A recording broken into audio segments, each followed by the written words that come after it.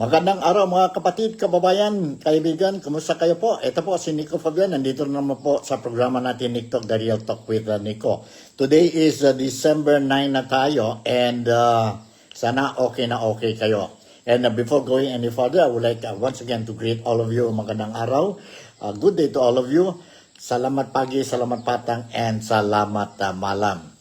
So, kung nasaan mga overseas Filipino workers, kung nasaan man kayo, I hope everything is running smoothly. Mga kababayan ko po, kapatid and kaibigan, dito sa Malaysia, particularly dito po sa Sabah, welcome na welcome kayo po dito sa programa ko. And of course, ang mga kapatid, kababayan at kaibigan natin dyan po sa Pilipinas.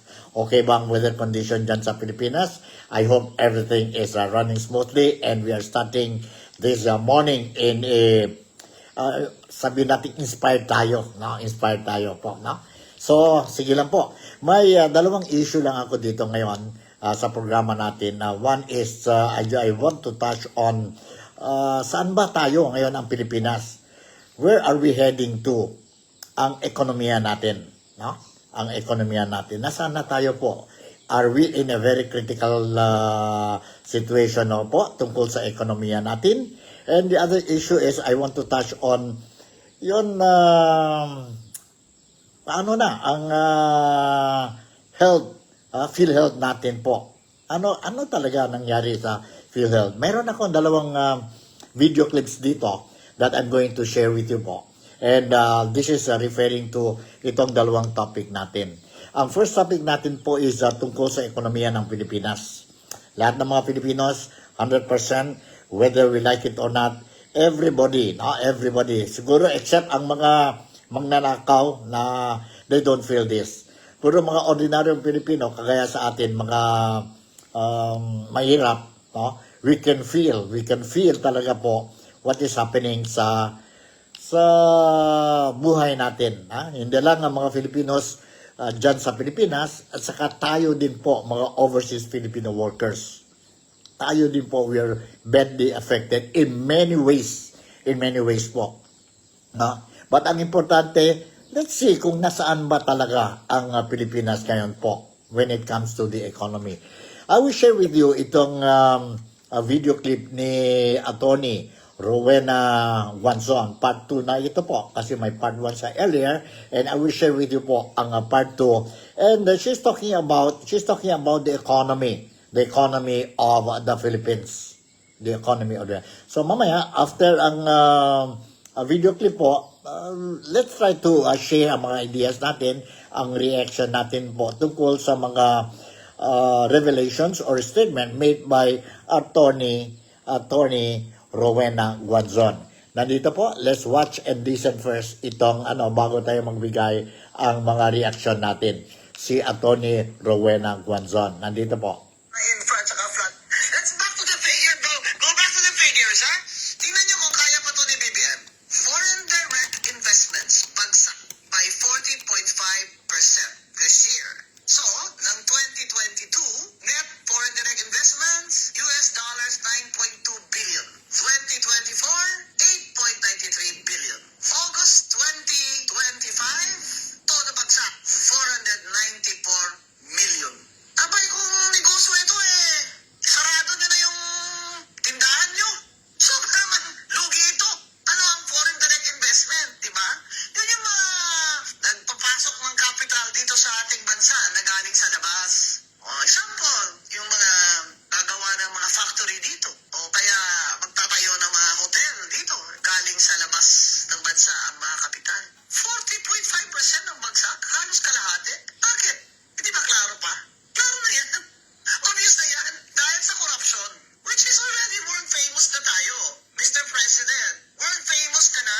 This is the worst country sa corruption. Sa corruption index ngayon, rank 33 na ang Philippines. O, di ba? May valedictorian ka talaga, BBM. Rank 33 sa 100 countries, top 33 sa corruption. Pero hindi lang yun. We are a poor country. We are a poor country, tapos mataas yung corruption, tapos yung mismong gumagawa ng budget natin, which is Congress, yung mismong magnanakaw sa... Yun po. Yun ang katotohanan. Yun ang katotohanan. Yun po ang revelation ni Attorney Rowena Guanzon. Totoo yan po. Sa out of the 100 countries, no, worldwide, we are now ranking, ang Philippines is ranking number 33 na po, most corrupt country. Most corrupt country po.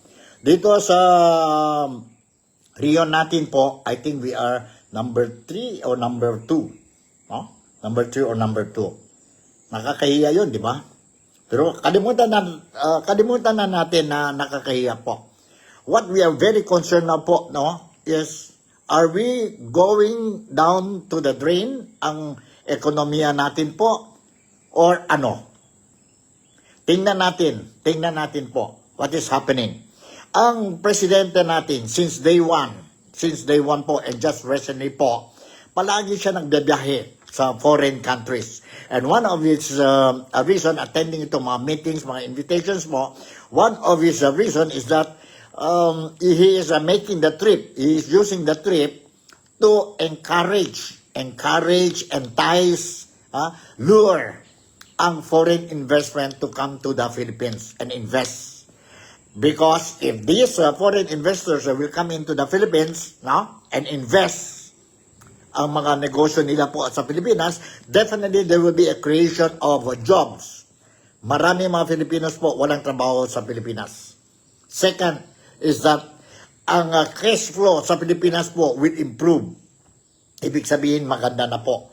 Maganda ang cash flow natin po. We have ang buying power natin po will level up. No? Once we level up po, ibig sabihin po, we will be able to sabihin natin afford to buy things para ang mga personal things natin, ang mga pagkain natin po. And definitely, it will drop din po ang mga presyo po. Dahil maganda ang ekonomiya ng Pilipinas. But how many times dumabas si Presidente and how many MOUs, Memorandum of Understanding, Memorandum of Understanding po, nag-sign ang Presidente po whenever he goes to foreign trips. But nakita ba natin po ilan foreign investors dumating sa Pilipinas and invest? Wala. Siguro mayroon ng konti. 1 or 2 or 3. But wala talaga significant na increase ang foreign investors sa atin po. In fact, bumagsak tayo. Bumagsak tayo po.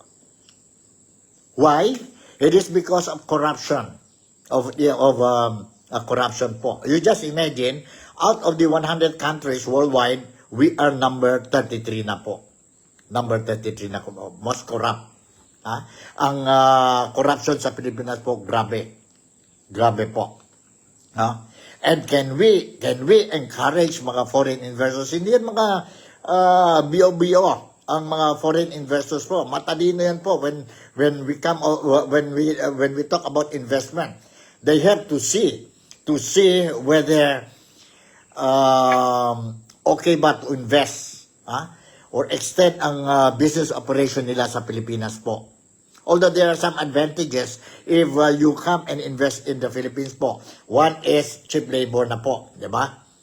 Cheap labor na po. No? But that is only few. No? But mas marami po ang mga disadvantages po. One of the biggest disadvantage po is when the foreign investors will see that Philippines, grabe ang corruption po, they will not invest sa Pilipinas.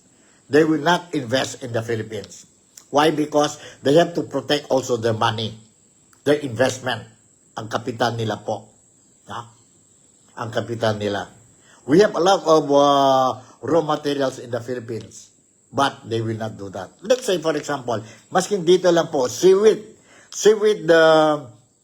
industry. Mayroon mga Malaysians or samahan sa businessmen, they want to do joint venture or expand the operations dyan po sa Mindanao. But what is depriving them is that because of the corruption, because of the high cost of operational costs dyan po sa Pilipinas. Ang kuryente natin, ang tubig natin hindi stable. No? Hindi stable. plus ang corruption pa po, plus ang transportation.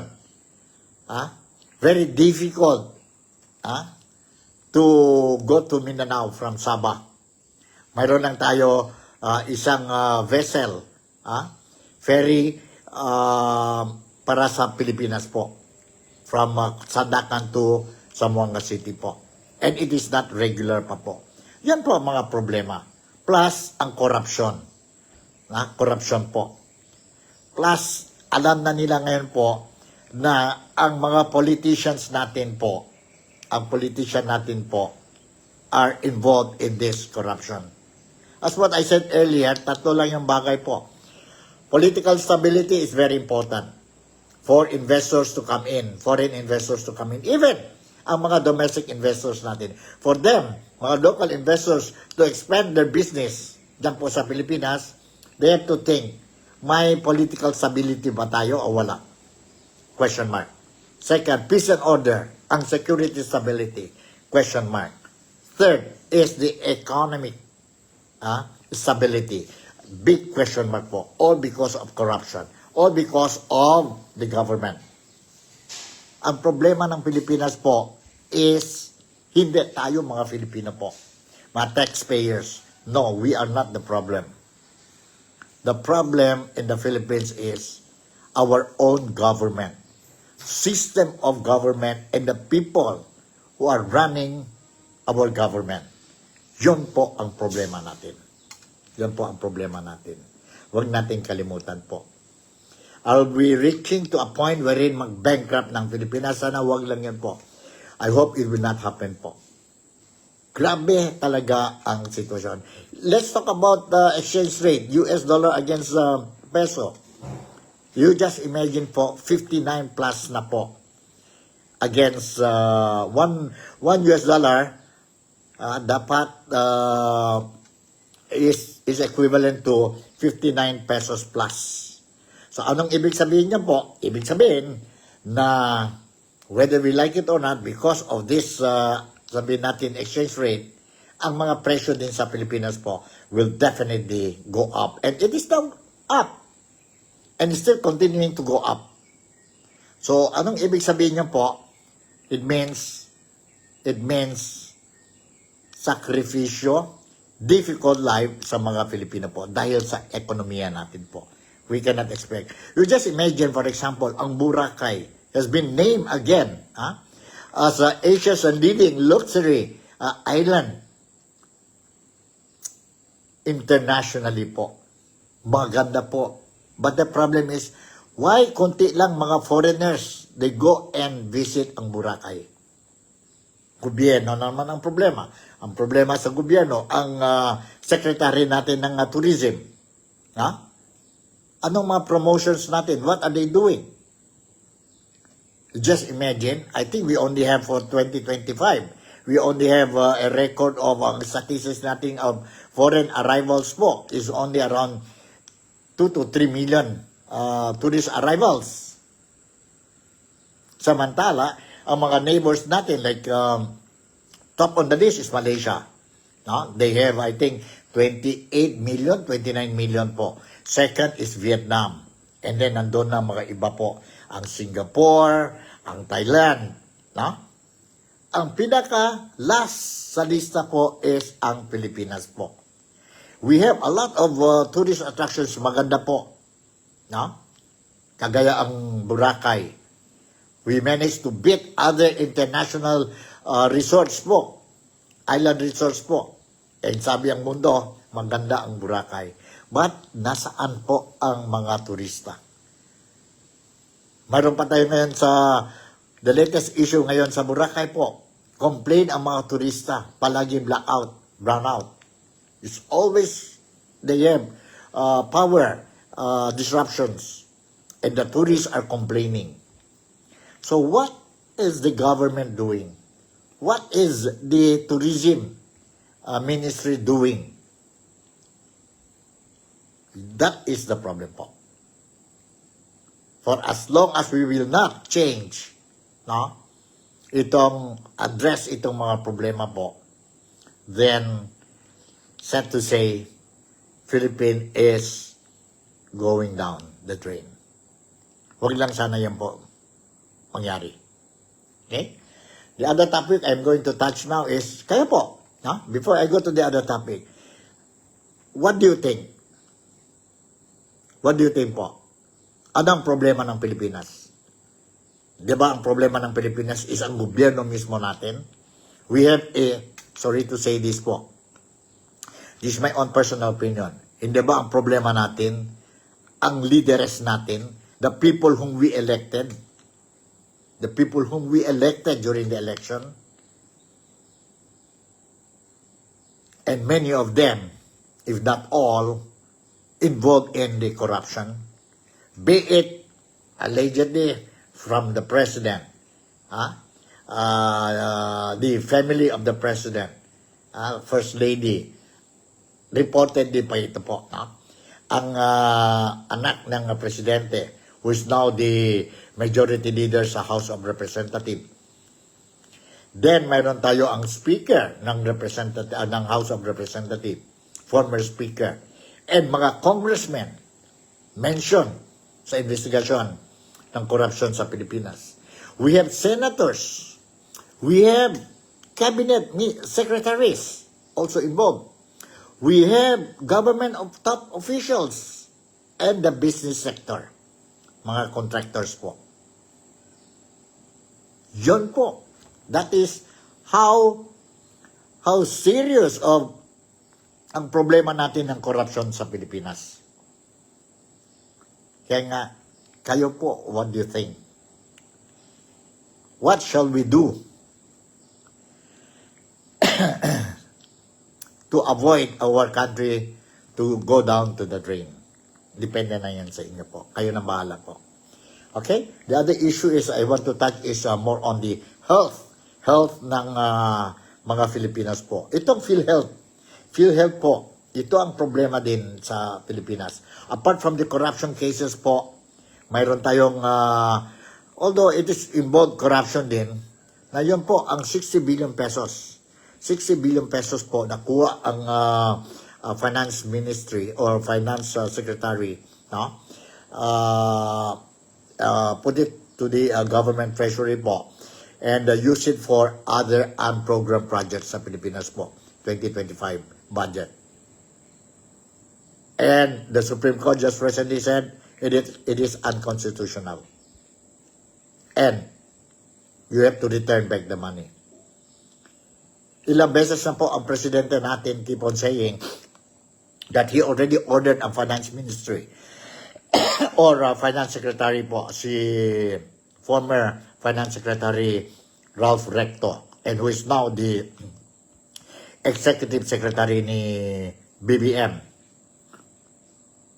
direct him to return. And they promise how many times, repeatedly, that they're going to return. But walang nangyari po. Until finally, just recently, sabi ang Supreme Court, you have, or they were ordered to return. Again, they said, yes, we will. But they're still trying to file a TRO sa Supreme Court. Excuse me po.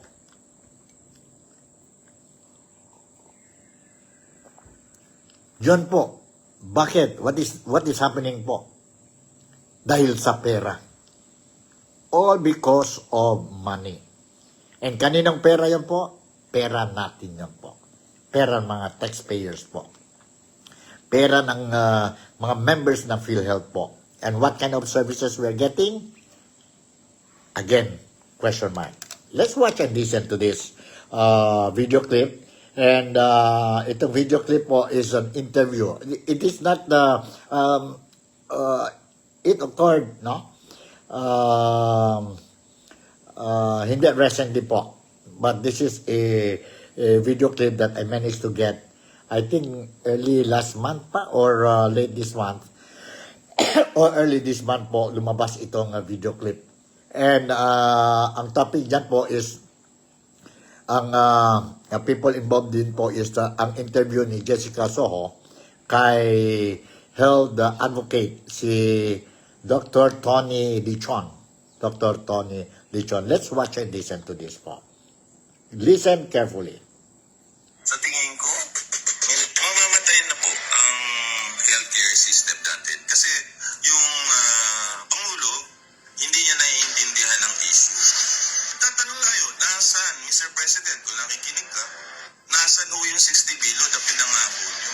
Na pinapabalik nila. Pinapabalik nila. Eh, hanggang ngayon, hindi binabalik. Hindi binabalik. Now that we na may call dito sa flood control, isama na natin ito ang kalusugan. Ang presidente ang may hawak, executive branch. Iutos lang because the PhilHealth is under the office of the president. So bakit ngayon walang nagke-claim noon? At yun ang hindi ko maintindihan. Bakit ko kaya? Sa tingin ko, may nagkakapata. Hindi ako naghahangad ng bloody revolution. I just want change lang dun sa dapat managot. But those accountable na talagang dapat accountable, eh pangalanan na at natulan na. Kasi kung walang nakukulong dito at walang mapaparusahan, wala itong nangyayari to. Kaya this country will go down the drain. And ang masakit na yan, maraming mga bayani ang nagpakahirap for our country na ngayon nilalampas langan. Ang kalaban natin noong unang panahon ay Kastila. Ang kalaban natin ay naging Amerikano. Ngayon ang kalaban natin kapwa Pilipino. Naiiyak pa. Ang kalaban natin kapwa Pilipino natin na namumuno sa atin na niloloko tayo. Yan ang pinakamasakit na hindi katanggap-tanggap. Yan po, narinig ninyo po si Dr. Tony Lichon. And he is saying na presently, ang nation natin po is going down to the drain. Mayroon tayo po, ICI, Independent Commission for Infrastructure. Mayroon din tayo itong IPC ba yan? Independent People's Commission, no? Para sa investigation ng flood control projects, no? And mga anomalous deals, no? And I don't know if it will be realized. And remember itong ICU, no? ICU po. Ang ICU is intensive care unit. Sabi ni Dr. Tony Lichon, ang Pilipinas, i-describe ang Pilipinas ngayon po is parang pasyente na nandun na tayo po sa ICU, intensive care unit. So bakit ICU? Sino ba sa loob ng ICU po sa mga ospital? Ang mga critical patients lang po. Critical na talaga ang condition niya nila between life and death. So, sabi ni Dr. Tony Lichon po, ang Pilipinas is parang pasyente ngayon po. And nandoon tayo po sa ICU ward. Critical na po. Unless dumating talaga yung specialists and can solve this problem po, then ma-survive tayo, then we'll be removed to a normal ward. Sa ngayon po, we don't see. We don't see po. No? Kaya nga, dapat ang presidente natin, si BBM, you should do something. Something po. So that ang Pilipinas po will be out from this ICU room. We will go to a ward, a regular ward, and then after that, mag-release na. Wala na tayong problema po. So, yon ang sitwasyon ngayon sa Pilipinas. Magdasal tayo po. Dasal tayo po. This is not the end of the world. Kayang-kaya pa. Knowing ang mga Filipinos po, we can still do something po. And we have to act quickly. Ang action natin po, it will be siguro painful, but we must do it. We must do it po. So, let's ponder. Ngayon po.